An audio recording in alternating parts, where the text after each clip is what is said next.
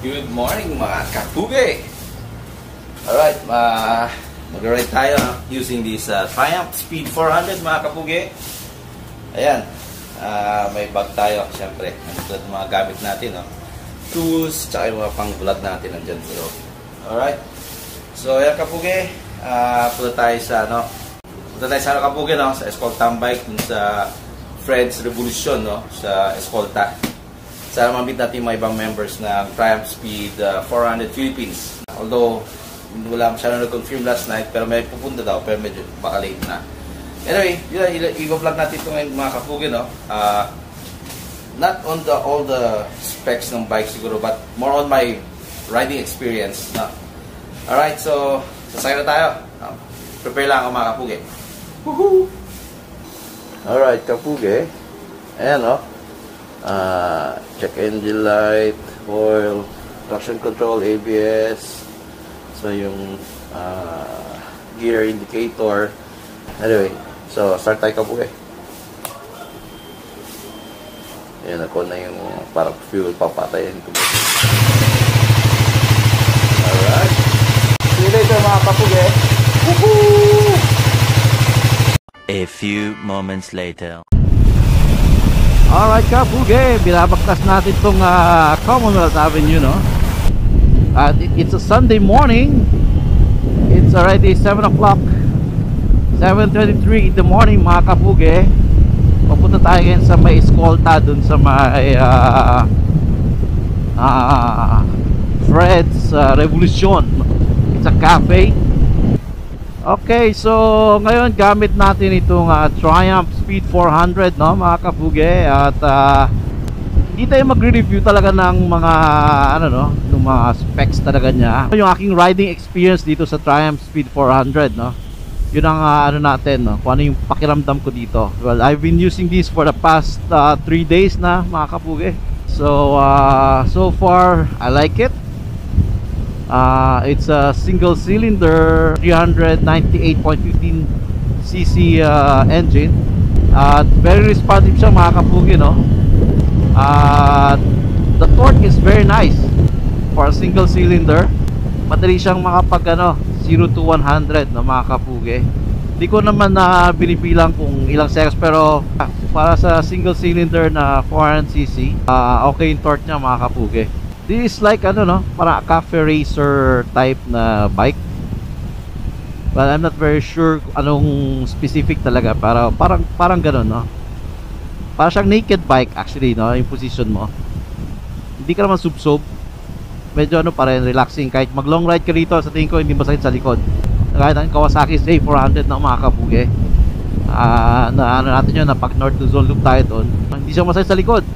So, ganito rin siguro to kapugi, yung pakiramdam dito pagka nag long ride ka, na for example like north to zone 2. At balak nating dalhin sa Marinduque, doon sa kaibigan natin na si Nonong Laiko. Alright, so ito kapugi, cruising lang tayo. So I think kaya nitong cruising ka ng 100 na walang problema, hindi siya nahihirapan, kapugi. Alright, maluwag ang Commonwealth ngayon, Meron nga pala tayong ginawang dito, naglagay tayo ng accessories, pero gawa-gawa lang, hindi talaga natin pinili sa ito. Galing to sa sa mga scrap namin sa kumpanya. Pinabuo ko lang, dinrawingan lang namin yung niya, yung yung haba, laki. Uy, ayos si kuya. Ayos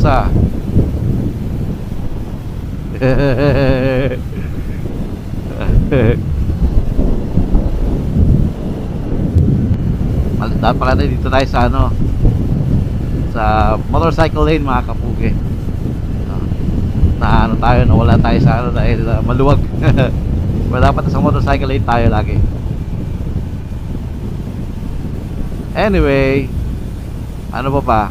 Ayun kapugi, tayo na natin napag-usapan. Wala na tayo sa motor. Actually, itong motor hindi sa akin, it's a company owned motorcycle. Okay, so it's a beautiful Sunday morning. Good, walang ulan, very smooth naman siya kapugi, no? So siyempre pag doon sa may higher RPM maramdaman mo yung ano niya, vibration, pero it's nothing compared to my GRX 250. No? Yun talaga master of ano yun, kung may master of torque tulad ng Yamaha, no? Ito sa akin yung GRX 250, master of vibration. I am enjoying this bike. So ngayon papunta tayo ngayon sa ano, no, Malate. Sana makapag-meet up tayo ng mga ka-member natin sa ano, sa group na Triumph Speed 400 Philippines. Kasi hindi ko pa sila nami-meet mga kapugi, no. So medyo hindi pa ganun karami yung ano, members, no. Kasi nga bago lang din tong Triumph Speed sa atin. So yung ibang lugar pa, hindi lahat pare sa Metro Manila. Meron sa Cebu, no, nakita ko sa group chat namin. And sa ibang lugar na yun. Anyway, shoutout sa inyo, no, Speed 400 tsaka 400X. Magkasama na dun sa GC na yun, no. Yung ito at saka yung cafe, I mean yung scrambler type. So actually wala akong masyadong masabi dito, no, dahil okay naman siya. Wala akong masyadong ano. Ito lang yung sa low speed, no, medyo jerky siya. Parang jerky. I don't know, pero sa akin lang kasi nasanay tayo sa cable throttle, no. Kasi ito ay ride by wire na throttle. So masyadong malambot. And yun lang, yun ang ano ko lang. So nitpicking siguro yun tawag doon, or whatever. Anyway, so far I'm enjoying this and hoping very soon makuha na yung ORCR ng mga kapugi, dahil para makapag ano tayo, long ride talaga, no? Yun nga sa Marinduque. Kasama natin si kapuging Peter.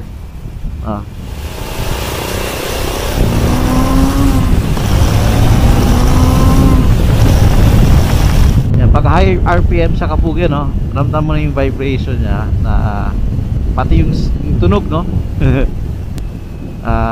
Pero okay pa rin, iba pa rin yung vibration ng GRX ko. At ang ano pa rin dito kapugi, no, na ano ko rin nagustuhan dito is yung kanyang shocks, no.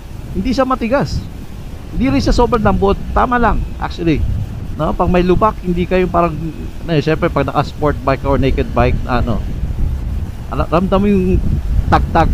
Ito hindi, okay siya kapugi. Compared dun sa ano ko, sa GRX, ano yun, malambot kasi yun dahil naka ano yun, naka enduro supermoto na ano yun, setup, adventure, kaya malambot talaga shocks doon. Sa tingin ko pag dinala mo to sa mga off-road, pwede yata, no? Pwede naman siya. Yung alam, hindi ka naka ano, spoke rims, so mas ano lang, prone lang siya sa mabasag or ano, no? Dahil ano siya, naka cast aluminum wheels ata to mga kapugi. Wow, ang itim na usok.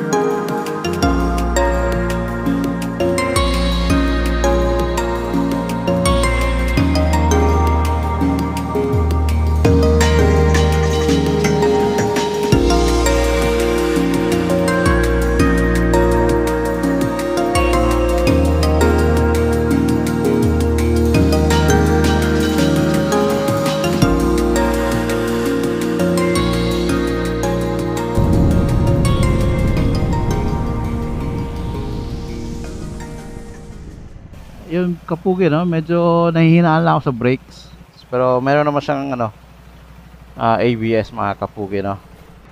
Ano pa ba? Ano bang ano natin dito? Ano siya kapugi, no? Dahil doon sa pag-drive natin for the past few days na ginamit natin to, at syempre may traffic, no? Lalo pa punta sa office. Ramdam mo yung init sa hita, no?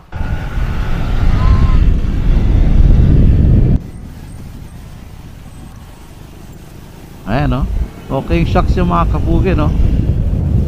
Magandang shocks niya. So, pasensya na mga kapugi, no? Kung yung ating mga review ay hindi talaga systematic. Na-burp pa ako. Hindi pa nga nakakain eh. Anyway, yun kapugi, no? Yung nga sa engine, medyo mainit siya. Actually, naramdaman dito ng misis ko, no? Nung angkas siya sa akin. Ito naman, no? Ang Triumph nito ay I think it's assembled in India by Bajaj, pero I think the parts are from Europe, no? Engine is made in Europe. So medyo malapit na tayo.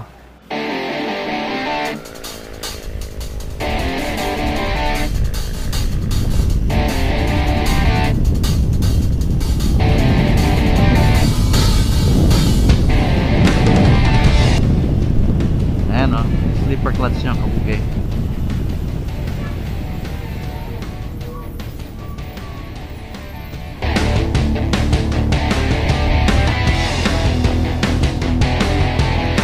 Ito na pala kapugi. It's called nung panahon kapugi, no? Ito pinaka sikat na lugar sa Manila. No, wala pa yung mga di pa sikat yung Makati. Sa mga ito yata yung mga parang go-to place ng mga rich and famous or sikat, no? Ayun. Dito mga kapugi.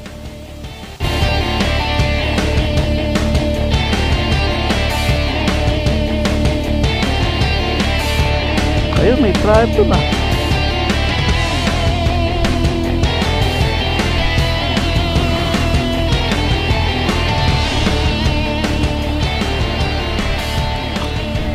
Alright, kapugi. Nandito na tayo, no? Woohoo!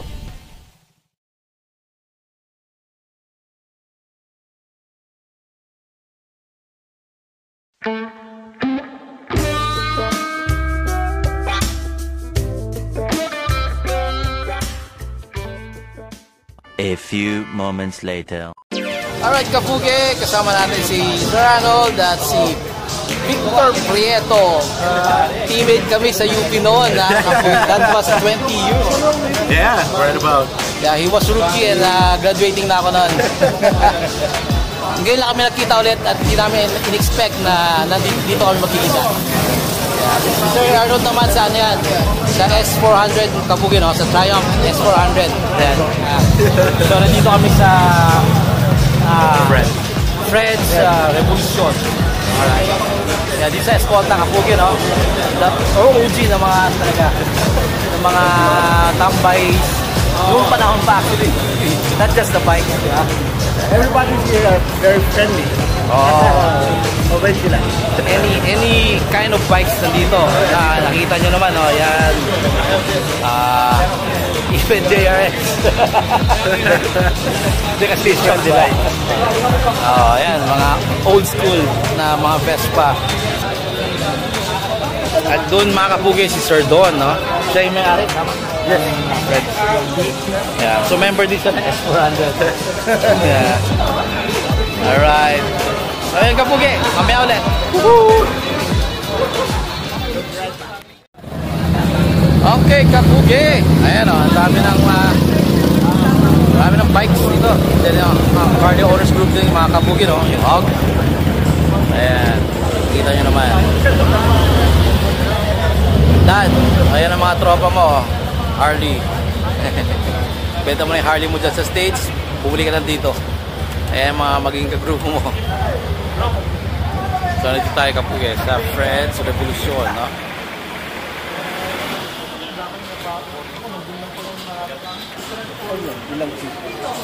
Yung usually ba dyan mga either 1100, 1200. Yung sa tatay ko 1600. Pero ang ibang dyan, ang taon nila is yung 114, 115, yan yung mga tawag sa engine nila eh. Instead of 1100, 1600. Ganyan. Kasi yung mga ate, cc yun eh. Cubic centimeter ito, cubic inch. Kaya Gumagamit ba sila ng 114. chain? Hindi. Hindi. Minsan, tawag dito? Belt. Belt. Yeah, belt.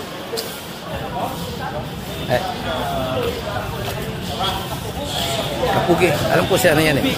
Si Mr. Ilak Diaz, no?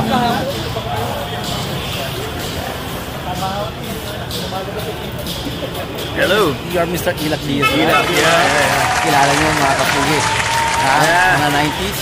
Mga enthusiast na mga motor at lahat. Dami laruan. Yes, pero kilala natin siya noon. Art Club yan. Art Club. Yan ang gusto ko sa'yo. Mamaya, libre. Sir.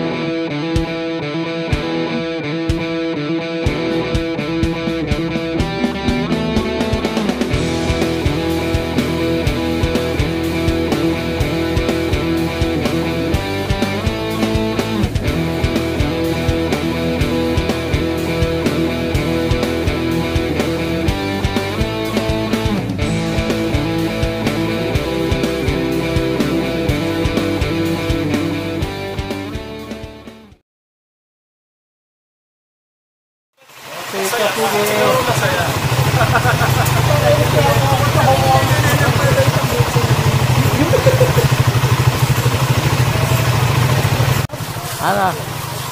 Sige. Fairview. Oo. Thank you, sir, ha? Nice meeting you. Okay, ingat din, sir. Malaki pa si Sir Arnold. Cavite.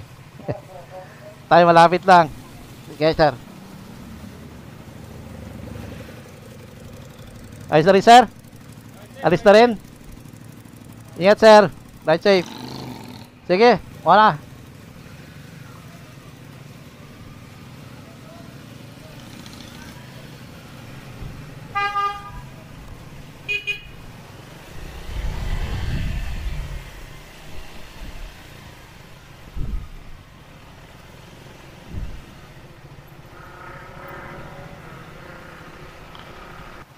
Sundan kita para makita ka sa video.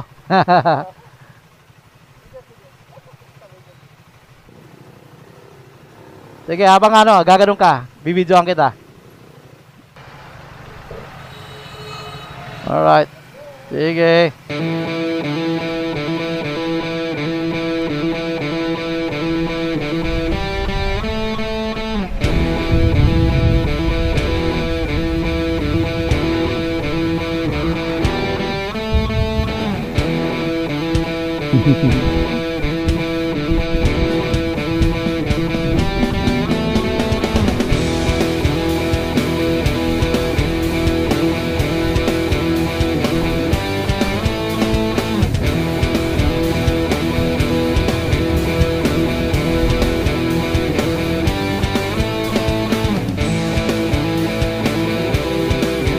Pogi-pogi. Kakanan ako sa dulo. Kakanan ako. Sige. Ingat, sir. Okay.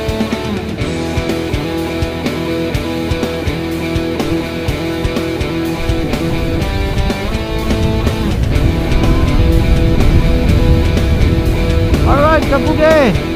So yun, tapos na tayo, no? Short, vlog lang to, no? At syempre para ma-meet natin yung ibang members na Triumph Speed 400.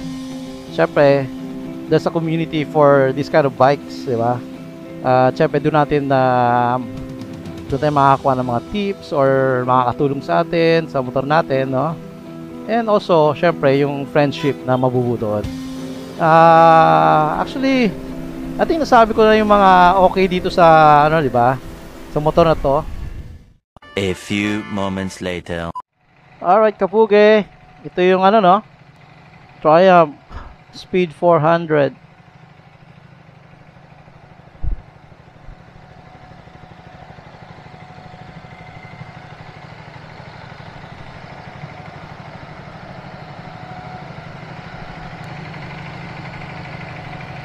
Alright, balik tayo ng motor mga kapugi.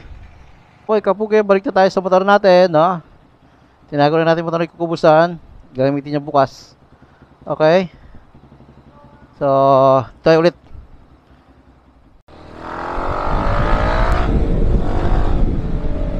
Alright, kapugi. Napalit na natin yung motor ni, ano no? Ni Kukubo. At siya gagamit bukas. At gamit na natin yung ating motor, no? Ating GRX 250. So, pauwi na tayo. Okay, so ayun kapugi, no? Siyempre, iba talaga yung power ng 400 sa 250. Susunod, gagamitin natin siya ulit papuntang Marinduque naman. Basta meron na siyang ORCR.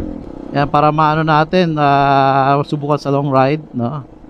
Yan, nasabi ko naman kanina na okay siya sa mga, ano, no? Yung stance niya. No, hindi na ma-upright tulad ng ganito, no.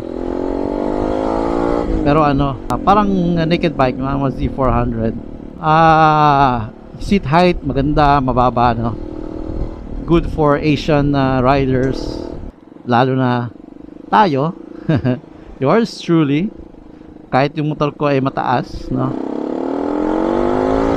Alright mga kapugi, wala na akong masasabi pa, no. I just want to share you my experience riding a Triumph Speed 400.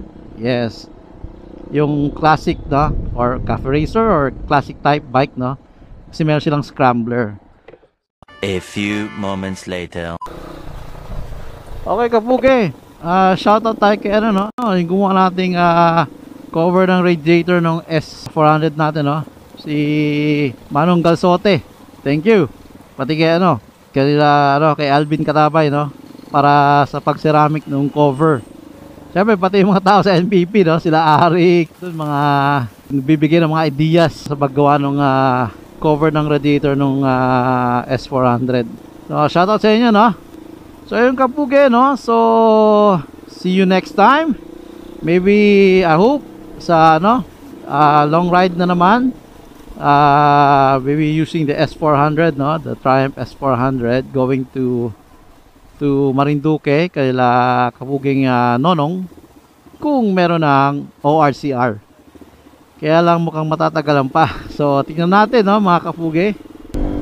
So yun kapugi, no, hanggang sa ating muling pagkikita. So don't forget to comment, share, like and subscribe. Woohoo!